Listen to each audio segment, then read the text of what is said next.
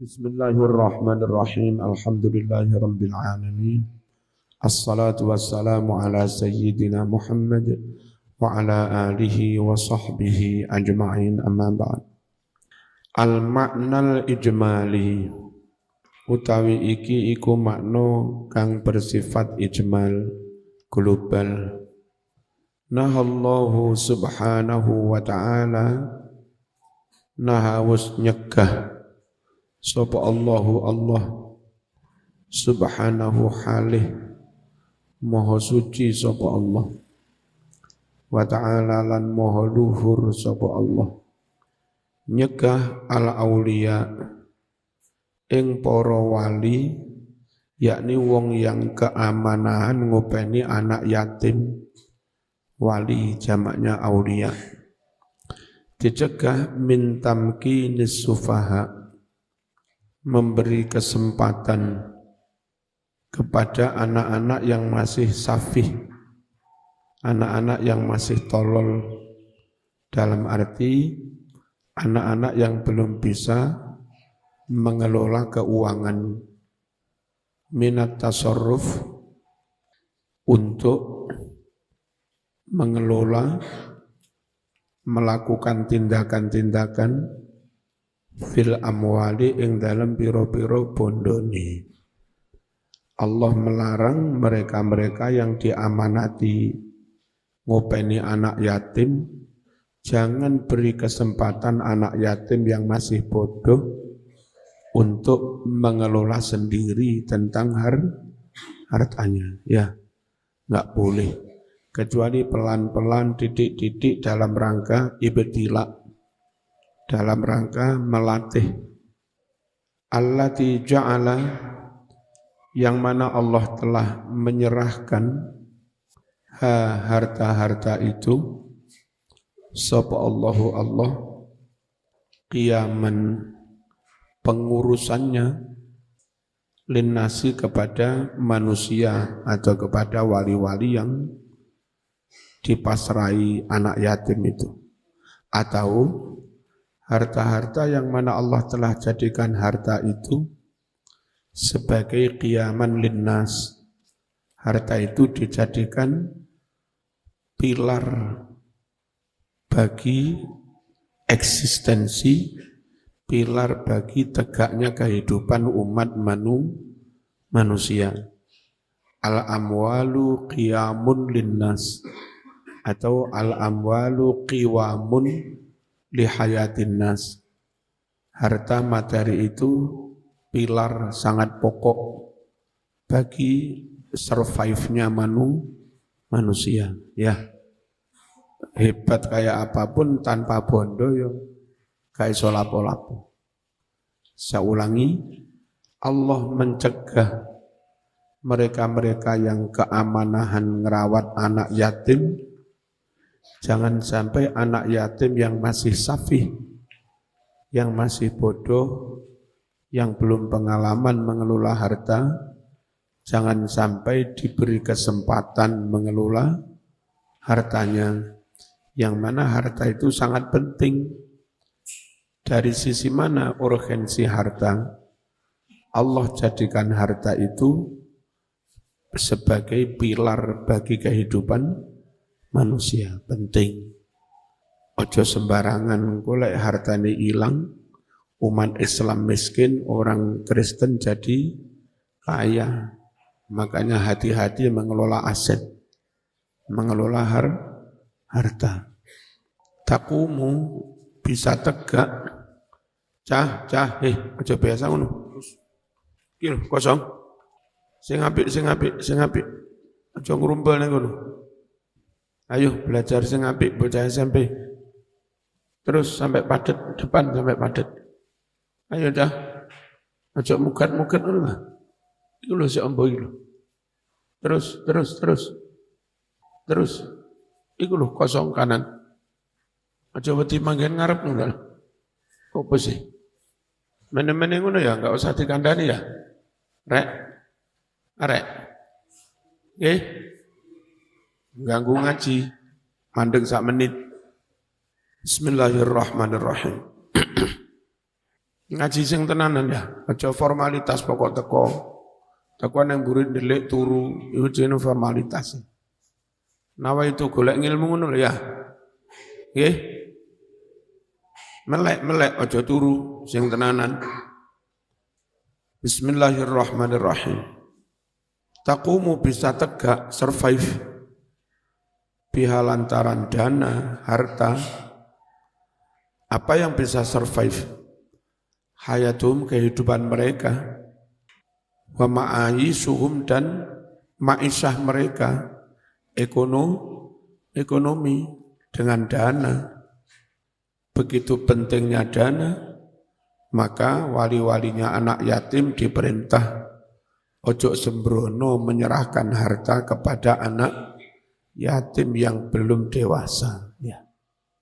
Wa amara dan Allah perintahkan bil infaqi kelawan infak memberikan biaya hidup nafkah alaihim kepada anak-anak yatim itu bisyatta anwa'il infaq dengan berbagai macam bentuk infak semua biaya hidup supaya dicukupi. Butuh SPP cukupi, butuh baju cukupi, butuh laptop cukupi, butuh sepeda motor cukupi, dan enggak apa-apa diambilkan dari asetnya si anak yatim itu. Ya, boleh.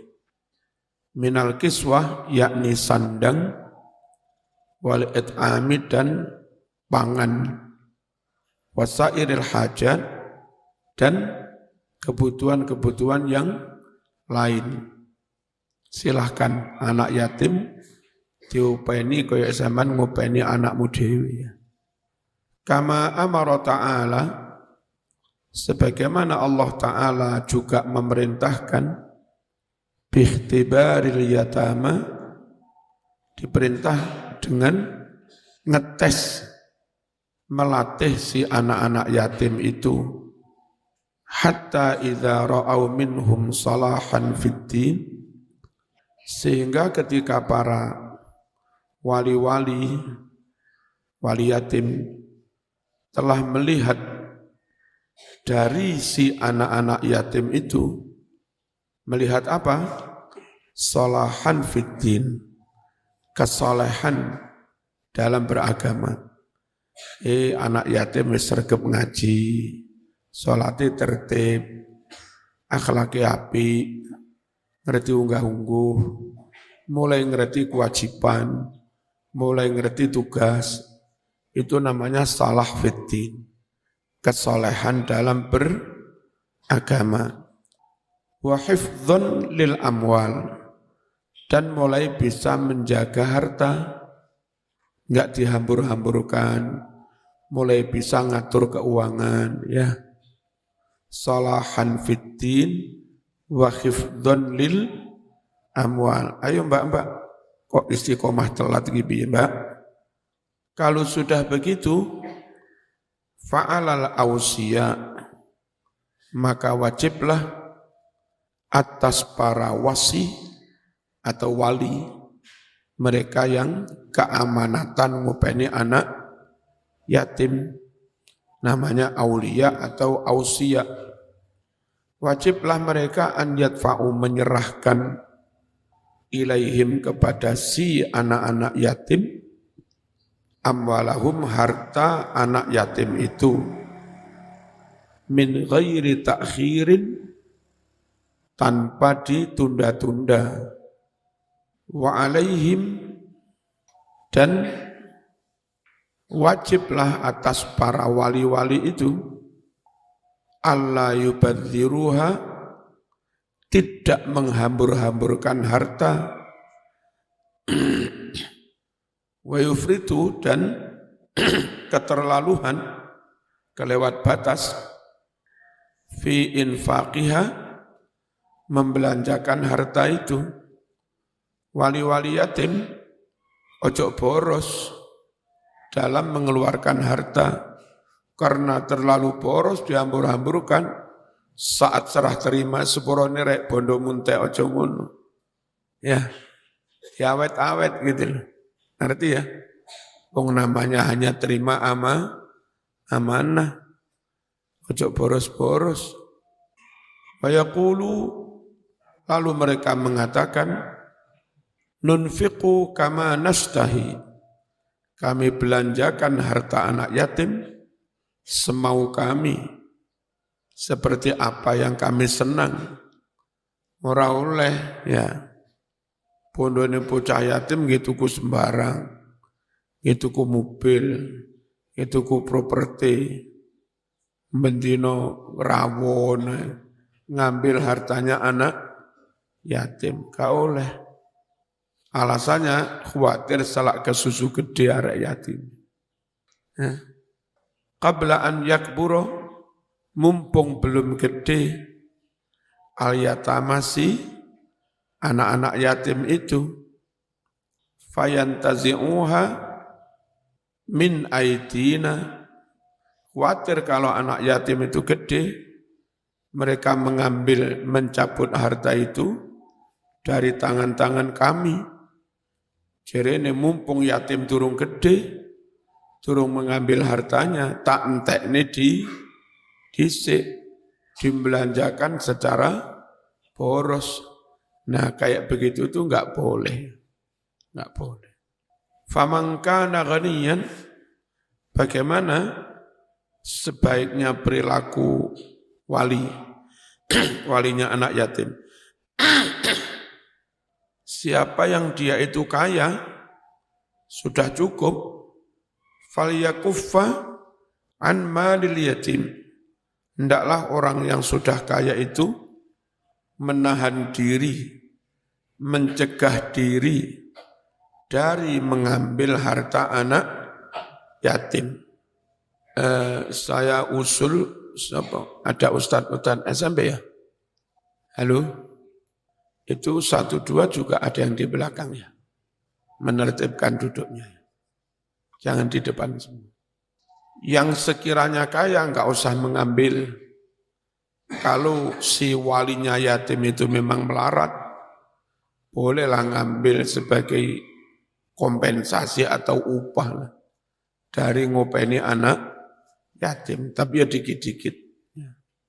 Ojo lantas aji mumpung. Wa man kana faqiran, dan barang siapa memang melarat,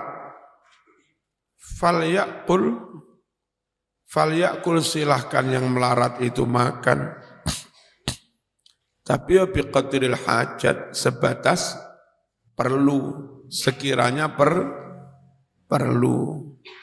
Kayak tuku beras, monggo lah secukupnya. Karo uyah, kerupuk, ojo njupuk kayak tuku rawon, bendino, bebek goreng, yentek bondone anak yatim. Fa idza dafa'tum ilaihim amwalahum, jika kalian menyerahkan kepada si anak-anak yatim itu, amwalahum harta mereka, fa'ashhidu alaihim, maka persaksikan penyerahan itu kepada anak-anak yatim. Ada tanda bukti, syukur di foto bareng, ada materai, ada tansi, ya, ada berita acara. Jadi memenuhi unsur legalitas, cek gak jadi fitnah. Hal-hal begini kalau enggak dilakukan, nanti kasihan anak cucu orang yang sudah lelah merawat anak yatim. Dia orang baik, semuanya sudah diserahkan.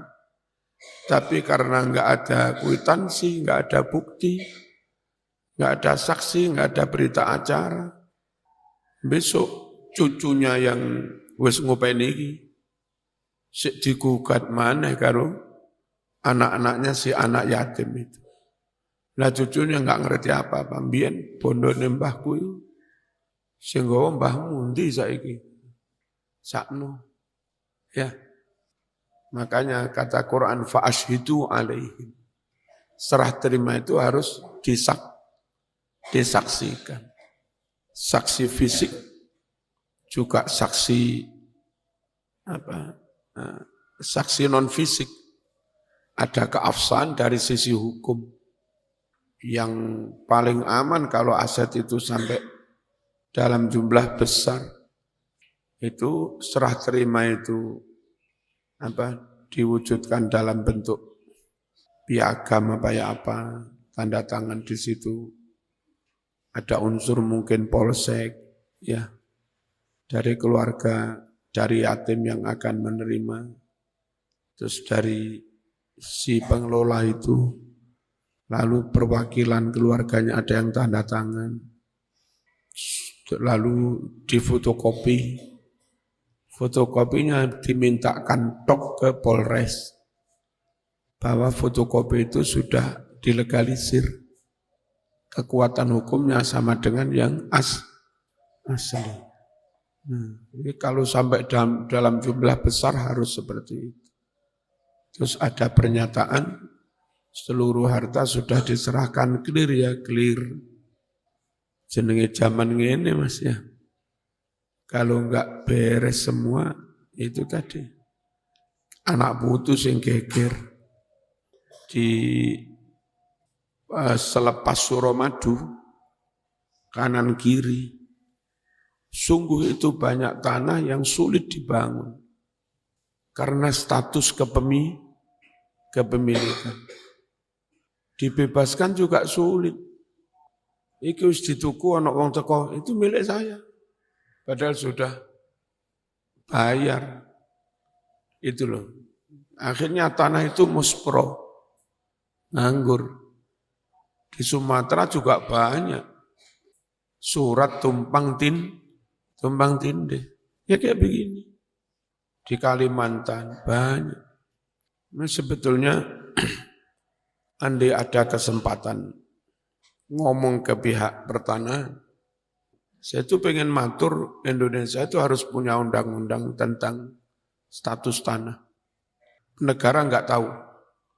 Jadi mulai tahun ini, bulan ini, tanggal ini, sampai maksimal 5 tahun ke depan, tidak boleh ada lahan nganggur. Enggak boleh ada lahan tidur. Semuanya harus sudah diproduktifkan. Entah dibangun, ditanami atau siapa. Dan kalau enggak bisa diproduktifkan, alasan ada konflik kepemilikan, silahkan yang merasa punya menyelesaikan. Kalau enggak, maka hak milik diambil negara. Setelah semuanya diterbitkan surat baru kepemilikan atas nama milik negara, barulah negara bisa mengelola untuk apa.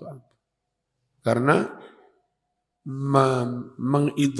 menganggurkan tanah, itu dilarang dalam Islam.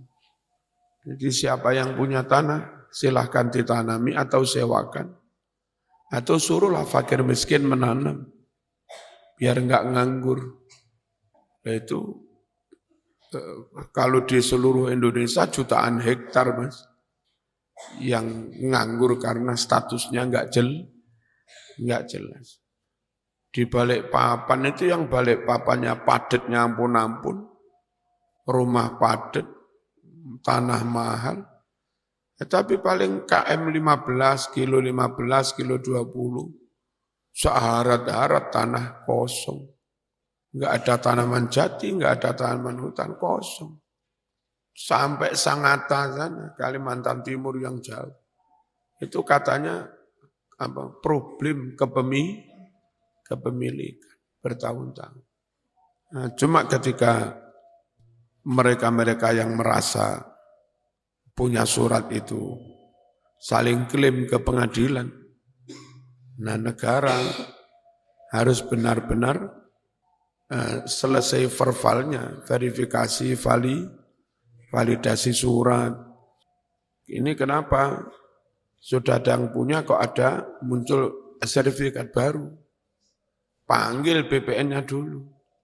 Ngapain kamu terbitkan surat lagi? Bisa jadi terjadi sogok menyogok. Nah, kasus tumpang tindih surat itu ya mungkin karena saling sogok menyogok itu. Yang kasihan itu pemilih asli tapi miskin. Tahu-tahu ada orang kaya ngurus surat, sogok sini, sampai punya sertifikat baru. Tahu-tahu si miskin itu terusir dari tanahnya sendiri. Yang kebetulan dia karena awam atau enggak punya duit, belum punya dana untuk mengurus surat. Nah, bisa jadi begitu. Katanya dulu buka tambak di Lampung, di mana-mana itu masyarakat biasa. Dan sudah lumrah yang sudah buka tambak bla bla bla nanti urutnya ngurus suratnya dari kelurahan. Terus dapat petok apa begitu. Keterangan dari kelurahan dipakai dasar untuk ngurus ke kecamatan dulu lalu ke BPN. Belum selesai ngurus ada pengusaha besar main atas punya surat lebih dulu. Dulu katanya begitu di Lampung, ribuan hektar. Sehingga rakyat miskin itu kehilangan hak kelola atas tambak yang mereka susah payah mencetak tambak. Nah, kayak begini harus diurai. Ya, kalau enggak ya jadi bom waktu. Mereka yang merasa didolimi, lalu nyun sewu mewariskan kebencian, kedengkian, dendam kepada anak cucunya. Kemudian plus ditambahi doktrin khilafah, anti pemerintah, berontak. Bisa-bisa seperti itu. Dan pejabat-pejabat pertanahan itu, kalau main-main, harus diterbitkan undang-undang KUHP yang menghukum berat pada mereka. Karena dengan tanda tangannya menghilangkan haknya orang lain ya. Kalau kasusnya berat ya sampai hukum mati. Biar enggak main-main, mereka digaji tinggi. Tapi harus kerja profesional, jujur. Kalau enggak, sekali lagi, mereka jadi pintu bagi orang-orang zalim, mafia-mafia tanah. Dan negara harus menyatakan perang terhadap mafia tanah. Repotnya, cekengan atas. Mafia tanah, cekengane pusat repot. Kasus nama suci masih banyak ya, kasus. Makanya kadang beberapa orang mesuci juga keras pada pemerintah itu ya. Yang tua-tua masih tahu sejarah tanah. Bismillahirrahmanirrahim. Kalau menyerahkan harta kepada anak-anak yatim yang sudah dewasa, maka persaksikan hal itu. Li'alla yajhadu, agar si anak-anak yatim itu tidak mengingkari tasallumaha, telah menerima harta itu. Nek enggak ada bukti besok gede mengingkari, aku durung nerima. Badal wis ya. Tapi ya hati-hati Mas. Meskipun tanpa surat lek sama nakal, Gusti Allah itu juga tahu menghisab. Wa kafa billahi hasiba. Wa kafa cukuplah sopo billahi Allah, billahi itu fa'il, baknya zaidah. Cukuplah Allah muhasiban, zat yang bakal menghisab, waraqiban, dan zat yang maha mengawasi. Summa bayyana ta'ala anna lirrijali nasiban min tirkati aqribaihim.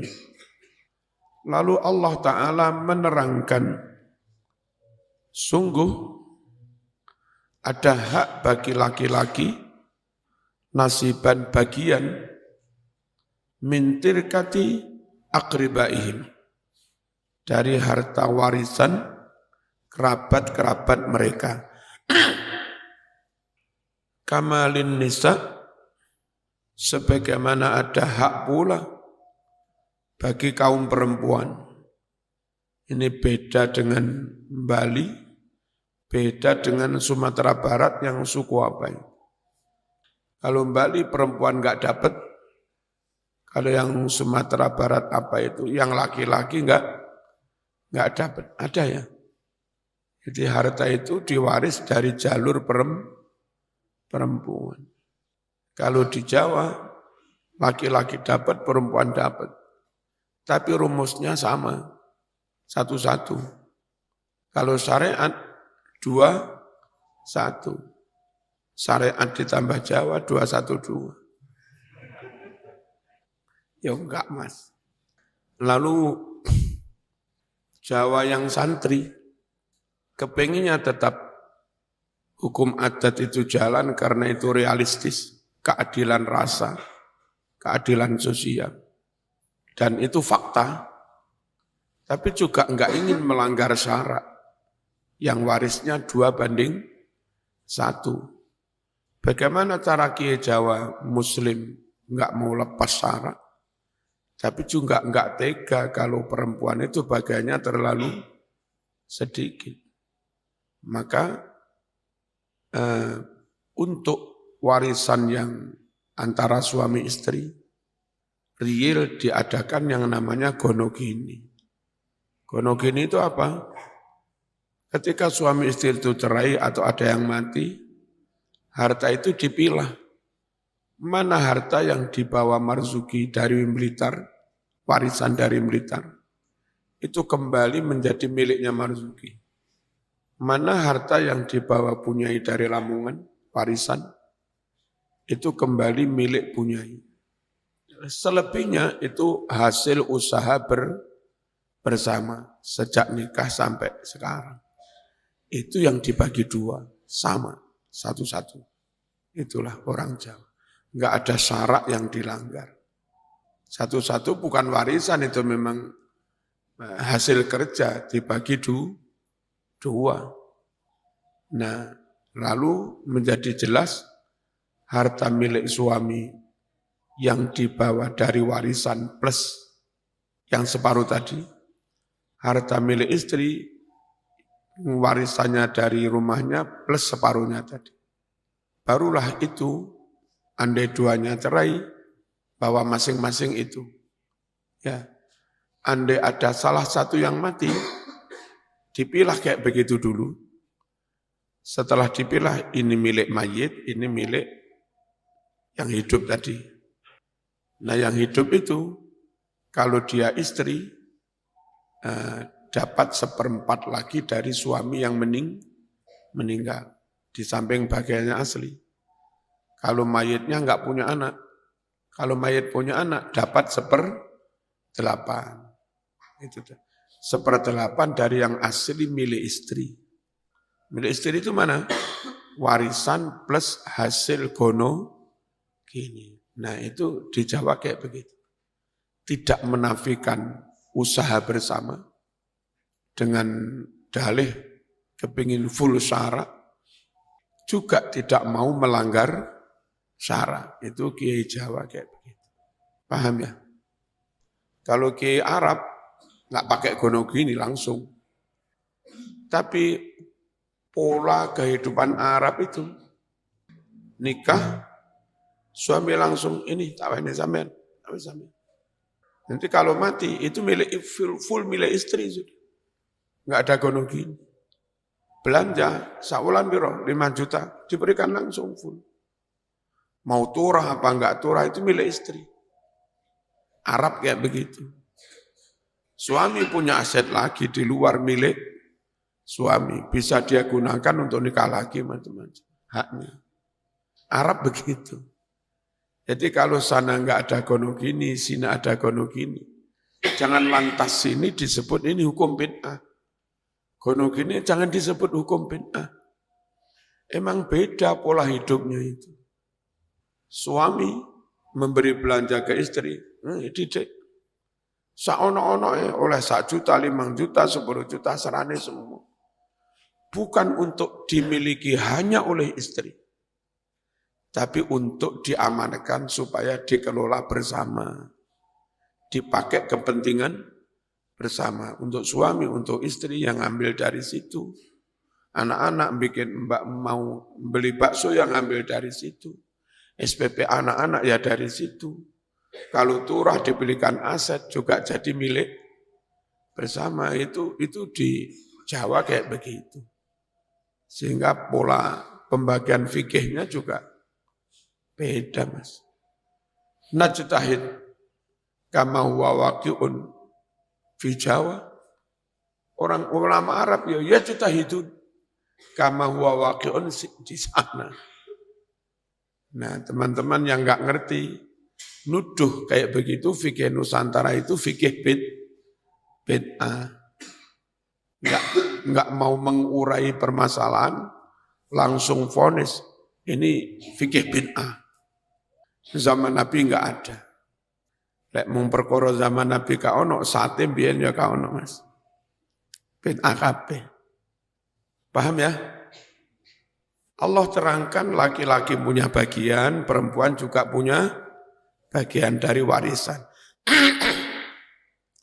Faroda telah menetapkan bagian-bagian itu Allah lahum bagi laki-laki maupun perempuan bisyar'ihil adil dengan syariat Allah yang adil wa kitabil mubin dan dengan kitab Allah yang nyata terang wa amara bi'ata'i ulil qurba dan Allah perintahkan supaya memberi nyiprati kepada kerabat-kerabat wal yatama yatim-yatim wal masakin orang-orang miskin min ghairil warisin yang bukan ahli waris. Fakir miskin yatim kerabat melok nonton drabing nonton pembagian warisan mbok diberi dulu mereka sangonise diciprati istilah militer. Sayaan sedikit min hadhihi tirkah dari harta warisan ini. Kenapa anak-anak yatim yang nonton perlu diberi? Tatyiban li khatirihim, guna melegakan hati mereka. Ben gak nelongso. Dulurku pada oleh rek, aku gak oleh. Gara-gara bapakku wis mati aku yatim. Malih gak oleh karena nelongso kan. Diwei cek lego. Wa ihsanan dan guna berbaik-baik ilaihim kepada si anak yatim dan fakir miskin. Dah. Al-Fatihah.